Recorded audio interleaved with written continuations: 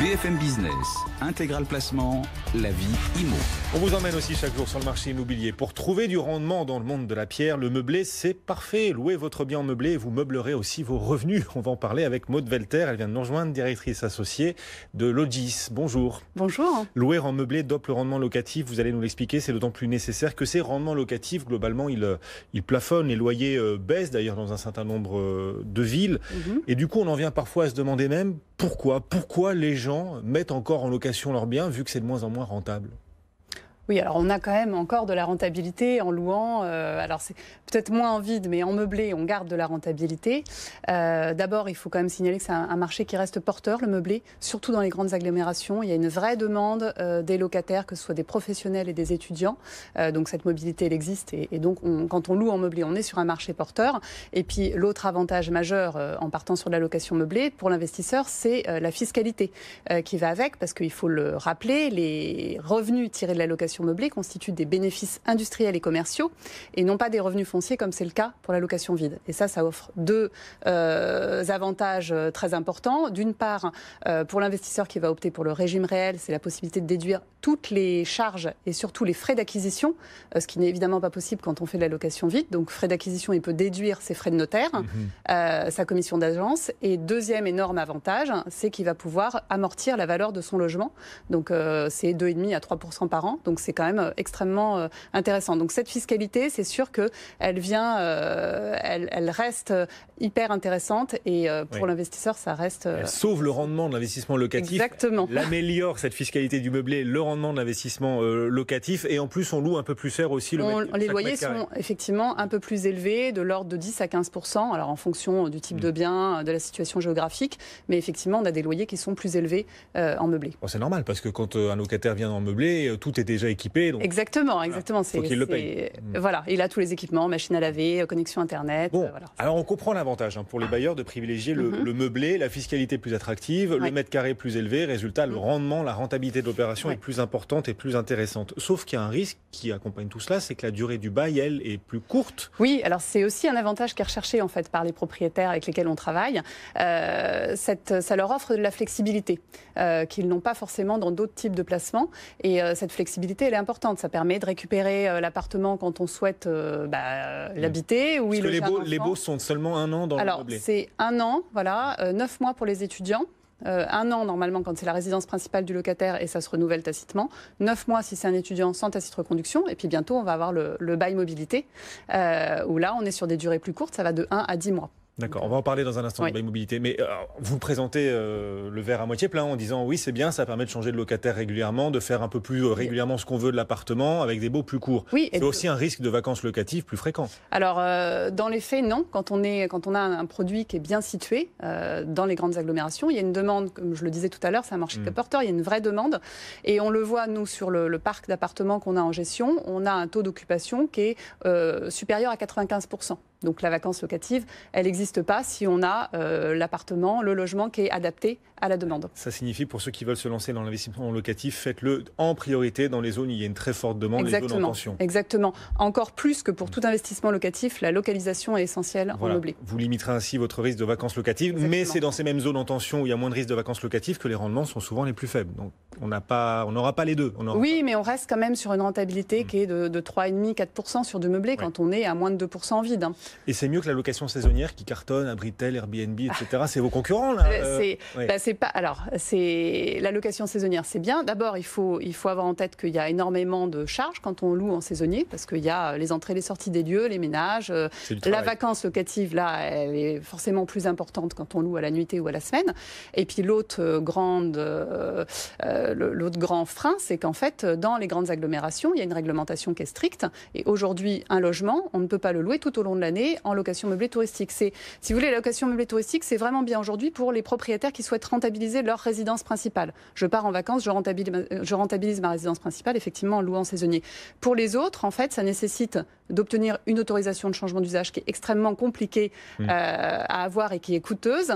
Et puis derrière, il y a une réglementation assez stricte avec un numéro d'enregistrement à obtenir. Voilà, donc et avec des sanctions qui vont être vraiment renforcées avec la loi Elan, justement, à l'encontre des propriétaires et à l'encontre des plateformes. Donc aujourd'hui, effectivement, se tourner vers la location meublée saisonnière dans les grandes agglomérations, c'est pas une bonne idée. C'est pas une bonne idée. Non. Et voilà, cette nouvelle réglementation, elle pourrait justement pousser un certain nombre d'investisseurs qui privilégient les locations saisonnières pour le rendement, bien, vu que tout sera plus encadré, à privilégier plutôt le meublé traditionnel. Oui. Ouais. Et on le sent, les propriétaires reviennent vers la location meublée traditionnelle. Voilà, ils appellent parce qu'ils ont des appartements qui sont tout meublés, tout équipés, un haut niveau de confort et d'équipement. Ça, c'est important aussi pour toucher la clientèle et justement éviter la vacance. Aujourd'hui, les locataires attendent des appartements vraiment bien meublés et bien équipés. Alors, ceux qui veulent faire de l'investissement locatif, on comprend qu'en fait, il y a encore un intérêt à se lancer dans cette thématique-là, grâce aux meublés notamment dont vous nous parliez. Et puis, il y a moins de contraintes que dans les locations saisonnières dont on parlait aussi à l'instant. Il y a une nouvelle solution en plus qui arrive, vous en parliez, le bail mobilité dans la loi Elan. Qu'est-ce qu'il va changer? D'abord, en quoi ça consiste le bail mobilité? Alors, le bail mobilité, c'est effectivement un nouveau contrat de location qui a une durée comprise entre 1 et 10 mois. Donc 1 mois, c'est vrai que c'est assez court, qui ne pourra pas faire l'objet d'un renouvellement. On sera limité à 10 mois. Ensuite, si le locataire souhaite rester avec l'accord du propriétaire, on basculera sur un résidence meublée classique. Mais c'est vraiment pour répondre à la problématique de logement qu'ont les personnes en mobilité pour lesquelles le bail résidence principale, finalement, il n'est pas adapté.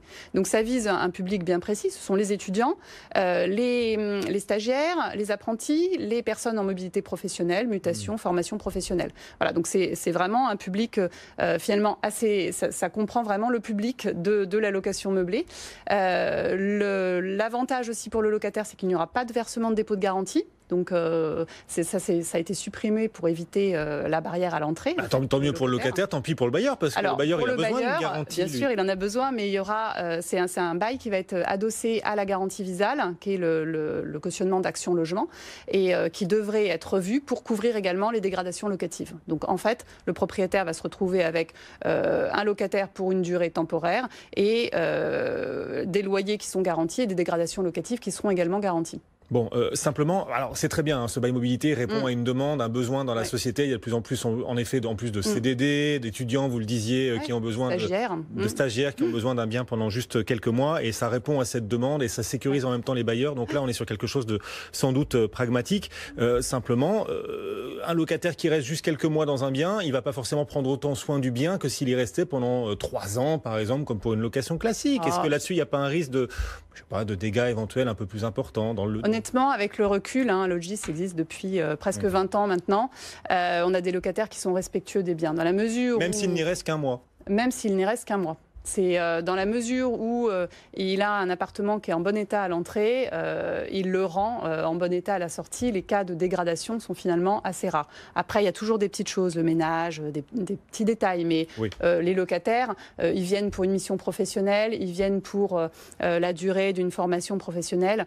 Ils sont respectueux des appartements et on a très peu de problématiques d'appartements saccagés, justement parce qu'on n'est pas sur du tourisme où les gens viennent pour faire la fête, ils viennent pour travailler ou pour étudier. Donc, ils prennent soin des biens. Oui, et là encore, ce bail mobilité peut s'inscrire comme une alternative à la location saisonnière. Bien sûr, parce que justement, c'est un type de contrat pour lequel il n'y a pas besoin d'autorisation de changement d'usage. Donc, toutes les contraintes dont on parlait pour la location saisonnière ne concernent pas le bail mobilité.